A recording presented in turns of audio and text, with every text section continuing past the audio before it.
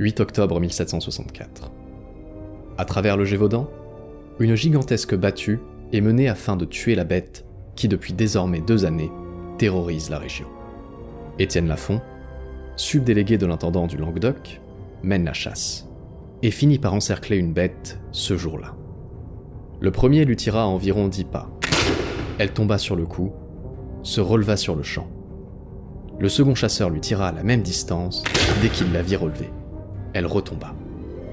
Elle se releva encore et rentra dans le bois.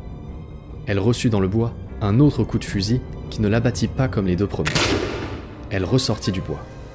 Un chasseur lui tira encore à environ 50 pas. Elle tomba de nouveau, se releva. L'animal parvint à s'enfuir et fit encore de nombreuses victimes pendant 3 années durant. 83 personnes tombèrent sous ses crocs au total.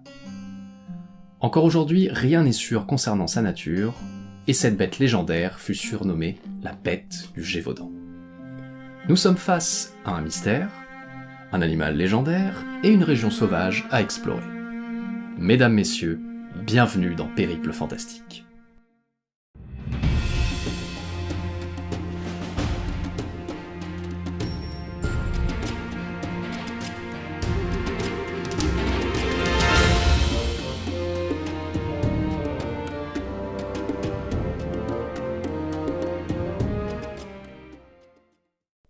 Le Gévaudan est une ancienne région de France rassemblant les départements actuels de l'Aveyron, du Cantal et de la Lozère. Le territoire où la bête aurait commis ses attaques est gigantesque et s'étendrait sur plus de 200 km². Le climat y est très rude. L'hiver, le paysage étant recouvert de neige et de gel. La géographie, quant à elle, est très accidentée, avec une série de montagnes et de monts qui rendent difficile la création de grandes routes praticables et qui renforcent l'isolement de la région. En cette seconde moitié du XVIIIe siècle, le territoire est très pauvre, avec une population majoritairement paysanne, vivant de l'agriculture, l'élevage ou l'exploitation du bois. La majorité des villages et des hameaux qui constituent la région sont relativement isolés les uns des autres, et il n'est pas rare que des personnes se retrouvent dévorées par les loups. Bien que nous soyons au siècle des Lumières, le Gévaudan vit encore sur un modèle presque moyenâgeux, où l'Église détient une grande partie du pouvoir, et où la population, majoritairement illettrée et superstitieuse, suit un modèle de vie proche du servage. Les premières attaques de la bête débutent en 1762, et c'est leur récurrence pendant 2 années durant sur la même zone géographique qui confortèrent l'idée qu'il s'agissait d'une seule et unique bête. Les premiers témoignages appuient également l'hypothèse qu'il ne s'agirait pas d'un simple loup. Parmi ces témoignages, voici celui de l'abbé Raphaël, curé de Laval, qui nous fait une première description de l'animal après avoir inhumé 2 de ses victimes. Il est de la taille d'un très gros loup, couleur café brûlé un peu clair, ayant une barre un peu noire sur le dos, le ventre d'un blanc sale, la tête fort grosse et moufline, une espèce de bourre qui forme une houppe sur la tête, et à côté des oreilles, la queue couverte de poils comme celle d'un loup ordinaire, mais plus longue, et la portant retroussée au bout. Les attaques se multiplient alors dans la région, et sont de plus en plus violentes, comme en attestent ces témoignages d'octobre 1763, où une femme de 60 ans fut dévorée au soleil couchant par la bête féroce. 2 jeunes enfants qui se cachèrent dans une grange peu éloignée furent témoins de son malheur.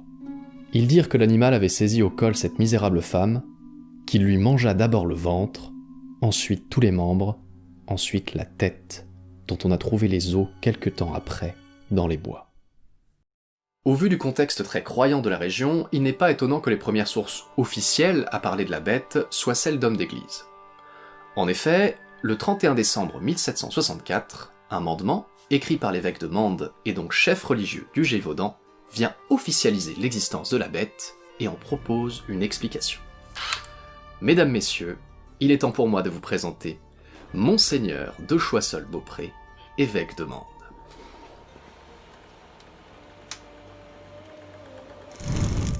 Mon nom est Gabriel Florent de Choiseul-Beaupré, mais vous pouvez m'appeler Monseigneur.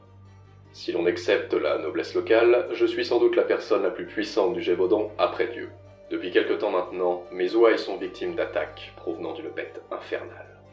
Des femmes et des enfants ont été dévorés, et l'on implore l'aide de Dieu pour terrasser ce mal. car la peine qu'il inflige suppose toujours la faute qu'il a infligée. De ce principe, il vous est aisé de conclure que vos malheurs ne peuvent venir que de vos péchés. C'est là la source funeste de vos calamités. C'est parce que vous avez offensé Dieu que vous voyez aujourd'hui accomplir en vous, à la lettre et dans presque toutes leurs circonstances. Elle est l'incarnation du léopard de l'Apocalypse, venu nous châtier pauvres mortels pour nos fautes. La seule solution pour se débarrasser de ce mal est de prier, de mener une vie pieuse et de se conforter au commandement de l'Église.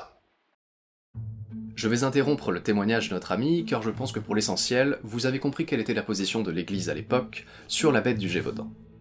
En somme, une manifestation de l'Apocalypse et un châtiment envoyé sur les hommes. Si cette explication a pu convenir pour une grande partie de la population du Gévaudan, car vivant à ce moment-là dans la crainte et la superstition, il n'en était pas de même pour la noblesse, qui voyait ainsi son pouvoir et sa crédibilité grandement menacés.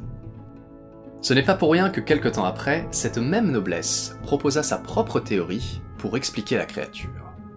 Mais cela, nous le verrons dans le prochain épisode de notre périple fantastique du Gévaudan.